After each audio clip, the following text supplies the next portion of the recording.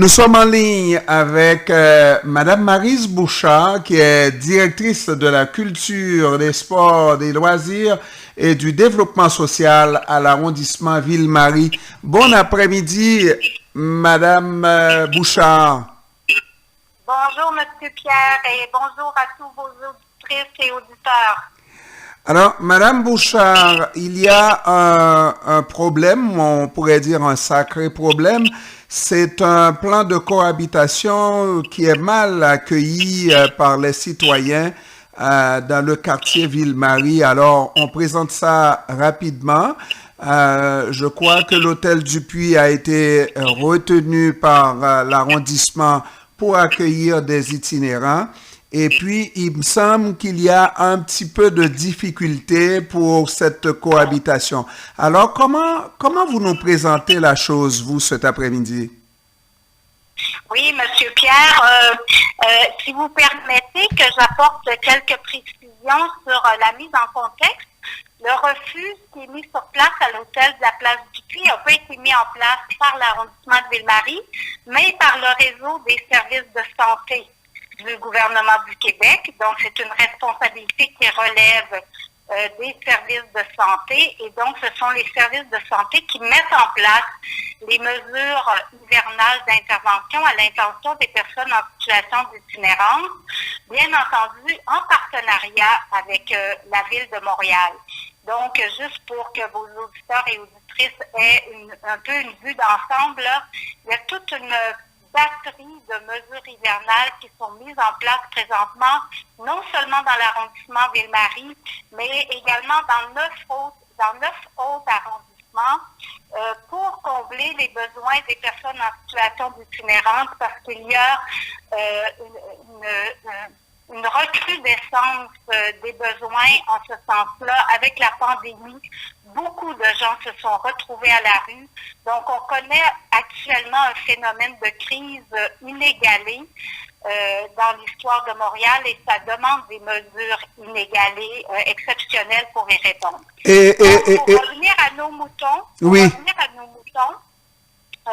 ce centre d'hébergement d'urgence a été mis en place et nous, ce qu'on fait à l'arrondissement de Ville-Marie, c'est qu'on a mis en place un plan d'action concerté et évolutif de cohabitation sociale pour mitiguer l'impact de ce centre d'hébergement dans le secteur environnant. Le secteur environnant, on parle d'autour de pour les gens qui connaissent là, la place Émilie-Gamelin, qui est juste en face de l'hôtel, mais c'est aussi tout le secteur du village.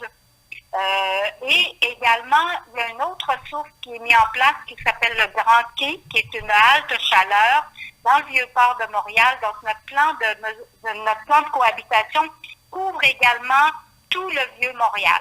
Alors, Madame Bouchard, en général, on voit les gens, quel que soit le domaine, lorsqu'on n'est pas habitué à un va-et-vient dans notre quartier. Moi, le quartier dans lequel j'habite, si je voyais un fort volume de nouvelles personnes méconnues, etc., par les voisins ou dans le voisinage, alors moi aussi, je serais inquiet un peu. Donc, c'est ce qui se passe et c'est pas le fameux phénomène pas dans ma cour. Il y a des événements, il y a du va-et-vient dans le quadrilatère que vous venez de nous décrire. Absolument. Puis les gens qui y habitent, qui résident dans ce secteur-là, tout comme les commerçants, sont habitués. Vous savez, l'itinérance est un phénomène quand même assez centralisé. Donc, les gens qui vivent là cohabitent de manière générale, de manière harmonieuse. Là, maintenant, c'est sûr que, comme je vous disais, il y a un phénomène qui est plus visible, pas juste en termes de quantité ou de plus d'itinérants ou de plus de personnes vulnérables, mais c'est plus visible parce que il n'y a plus de travailleurs dans le centre-ville, il n'y a plus d'étudiants dans le centre-ville, il n'y a plus de touristes. Alors, comme les lieux sont vacantes, c'est sûr que l'itinérance devient plus visible. Et souvent aussi, les personnes en situation d'itinérance trouvaient refuge auparavant dans les cafés, dans les Tim Hortons, dans toutes sortes d'endroits. Et là, présentement, ils n'ont plus ces endroits-là. Donc, ça rend le phénomène plus apparent et plus visible. Et naturellement, Madame Bouchard, c'est tout à l'honneur de la ville d'accueillir de concert avec le gouvernement du Québec, d'accueillir ces personnes-là, plutôt que de les voir dans le parc Émilie-Gamelin, de savoir que ces gens vont avoir un toit sur la tête, mais encore faut-il que ça soit organisé un temps soit peu. Ce qui a été déploré, c'est le fait qu'il y a, non seulement un groupe de personnes, mais aussi le fait que des familles ont retrouvé des aiguilles, des seringues, et puis la plupart disent qu'ils craignent pour leur sécurité. Oui, tout à fait, M. Pierre. Et c'est pour ça, justement, qu'on a mis ce plan d'action concerté. Donc, concrètement, je vous dis un peu quelles sont les mesures qui sont mises en place pour mitiguer l'impact. Alors, d'abord, on a mis sur pied une brigade d'intervenants sociaux qui va sillonner tout le secteur, autant du village que du Vieux-Montréal, pour faire le lien entre les commerçants, les résidents, les intervenants et l'arrondissement. On a également embauché à l'arrondissement un agent de liaison qui va pouvoir, avec qui les gens vont pouvoir entrer directement en contact s'il y a des problématiques. Il y a également des intervenants sociaux qui sont ajoutés dans les stations de métro, notamment à la station de métro Berry-UQAM.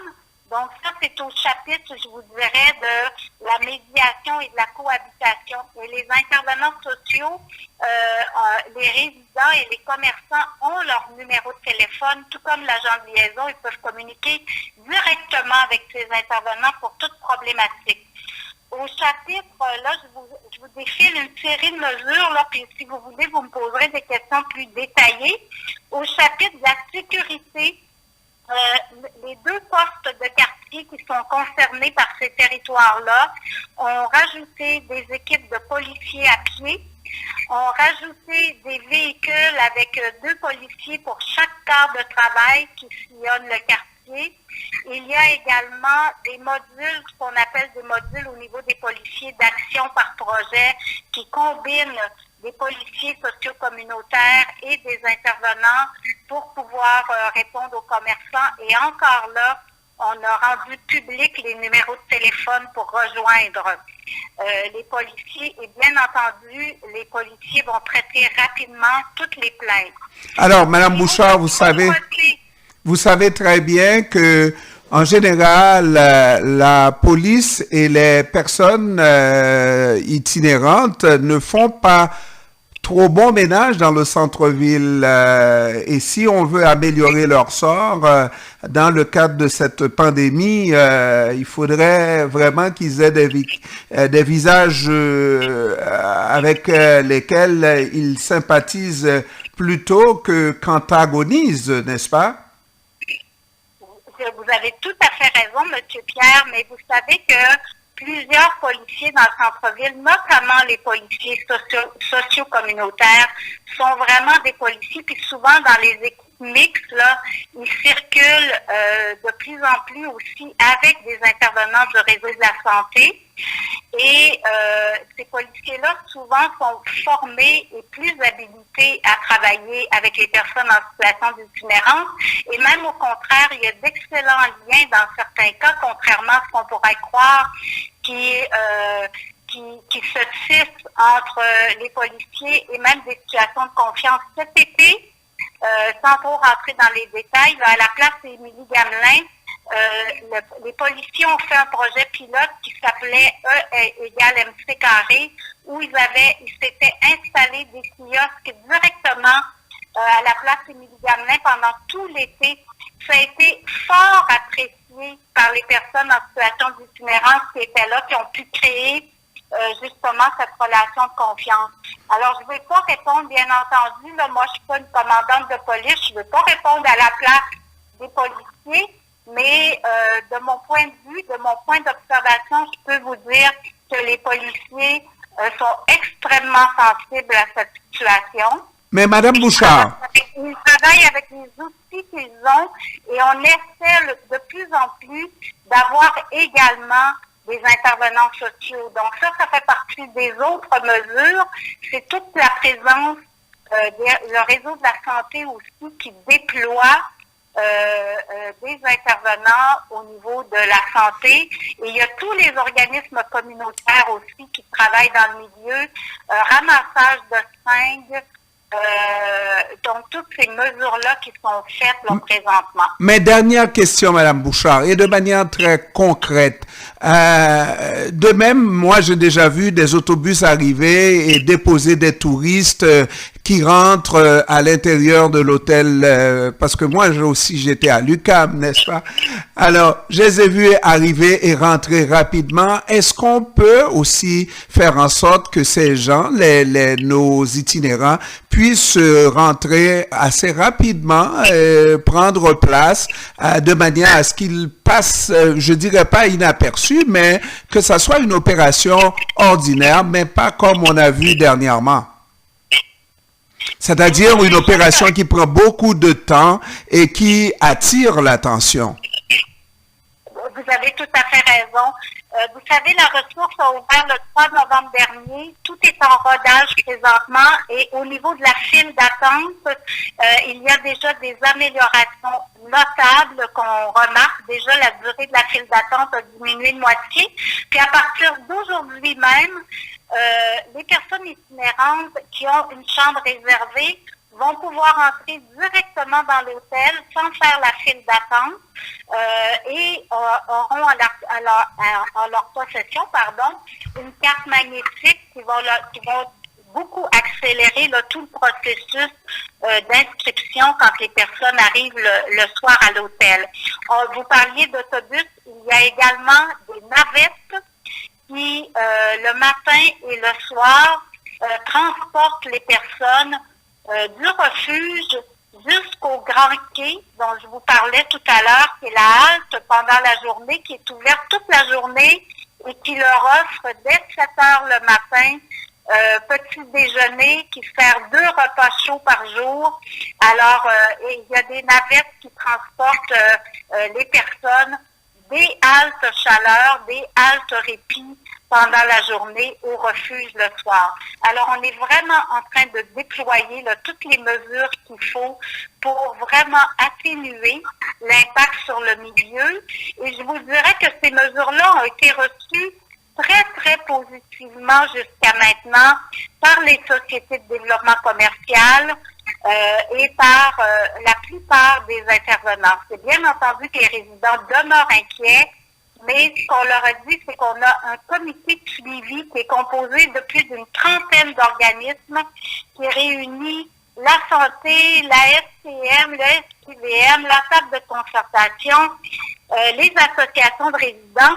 Ce comité de suivi se réunit de manière quasi hebdomadaire pour continuer à trouver d'autres réponses au fur et à mesure que des problématiques ou des situations vont surgir. Donc, c'est un plan d'action qui est évolutif parce qu'on veut demeurer à l'écoute des résidents, de leurs préoccupations.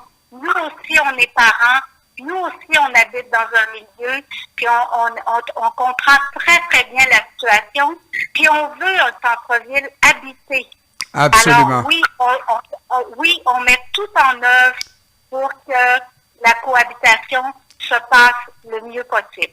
Merci beaucoup, Maryse Bouchard, directrice de la culture, des sports, du loisir et du développement social à l'arrondissement Ville-Marie. Je vous remercie d'avoir pris du temps pour nous cet après-midi. Ça m'a fait plaisir, M. Pierre. Et à la prochaine. À votre service. À la prochaine. Merci, au revoir.